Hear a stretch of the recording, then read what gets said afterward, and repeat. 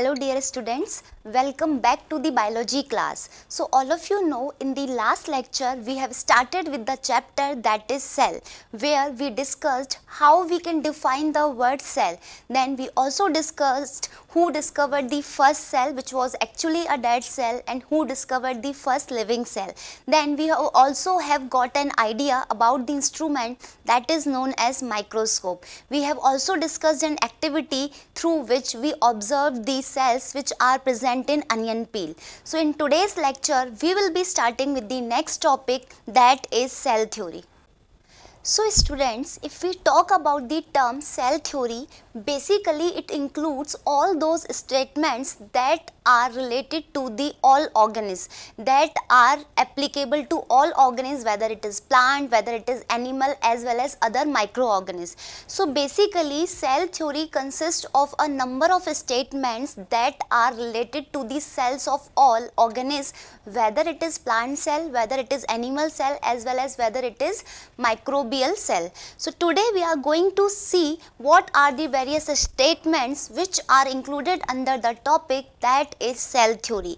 But before that we should know who were the scientists who are credited for the formulation of cell theory. Hello dear students, in last class we have discussed about solution, suspension and colloids. We all know about solution is a homogeneous mixture in which solute particle dissolve in the solvent, and suspension, it is a heterogeneous mixture in which particles not dissolve and settle at the bottom, and in the colloid particles neither dissolve nor settle at the bottom. So in today's class student, we will start with the properties of colloids and we will move on a new topic, that is separation technique. Separation technique is a very important technique to separate different mixtures or different kind of mixtures. So in this topic we will discuss about the different techniques, that is evaporation, centrifugation, separating funnel. So let's start class.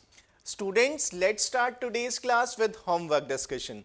So the question number 1 is, classify the following as element, compound or mixture.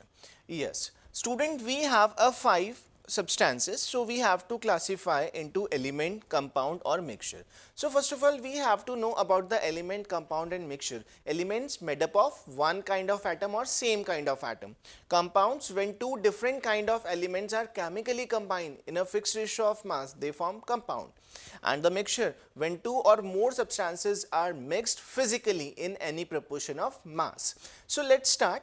First, zinc amalgam. Zinc amalgam is a mixture of mercury and zinc. Students, in previous lecture we had discussed about the types of motion, as well as we also had discussed about the topics like scalar and vector quantities, right students? Similarly students, in this lecture we will going to discuss about the parameters which is used to define, or I can say which is used to study the motion of the body, and these parameters are distance, displacement, speed, velocity and acceleration. In today's class we will going to discuss two parameters, that is distance and displacement. But before that students, we will going to discuss a topic. I am not going to disclose the name of the topic, but this topic will help us to understand more accurately the parameters of, or I can say the parameters to understand the motion of the body, and these parameters are distance, displacement, speed, velocity and acceleration.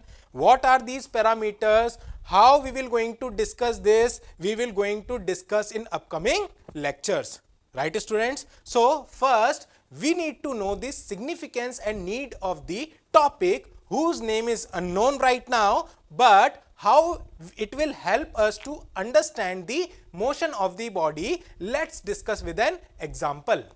So students, let's take an example. So students, in this example, Divyanshu is moving from railway station to home, okay, by covering a path length of 12 kilometer, okay. Now he again moved from home to Allen campus by covering a path length of 3 kilometer. Hello students, so now we'll start with the new topic, polynomial. We have already studied what are polynomials. Now in this lecture we'll study some more concepts based on polynomials.